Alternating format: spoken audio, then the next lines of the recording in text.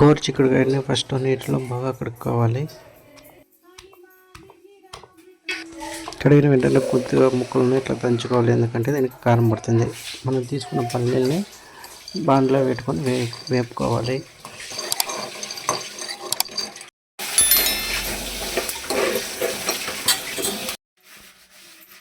తర్వాత పచ్చిమిరపకాయలు బాగా వేపుకోవాలి.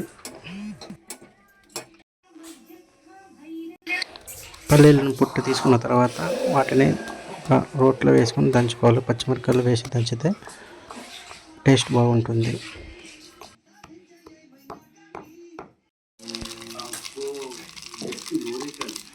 ఇలా మెత్తగా నూరుకోవాలి.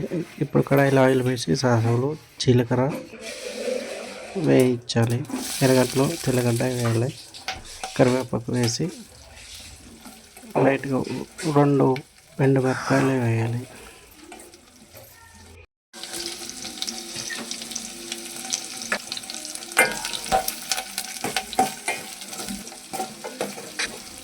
ఒక పెద్ద సైజు టమాటాను కట్ చేసి ముక్కలుగా వేసి వాటిలో వేసి నూనెలో కలుపుకోవాలి. తగినంత సాల్ట్ వేయాలి. మళ్ళీ వాటిని వేసుకొని పసుపు వేసుకొని కలుపుకోవాలి.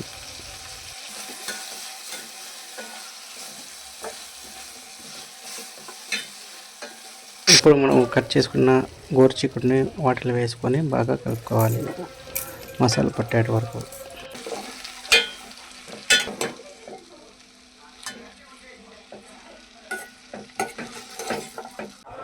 బాగా ఉడికిన తర్వాత గోరుచిక్కుడులోకి మనం వేసుకున్న చట్నీని వేసుకొని కలుపుకోవాలి.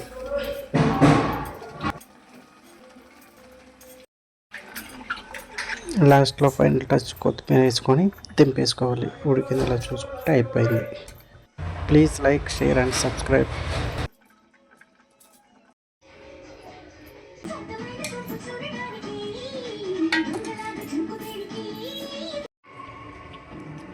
సూపర్.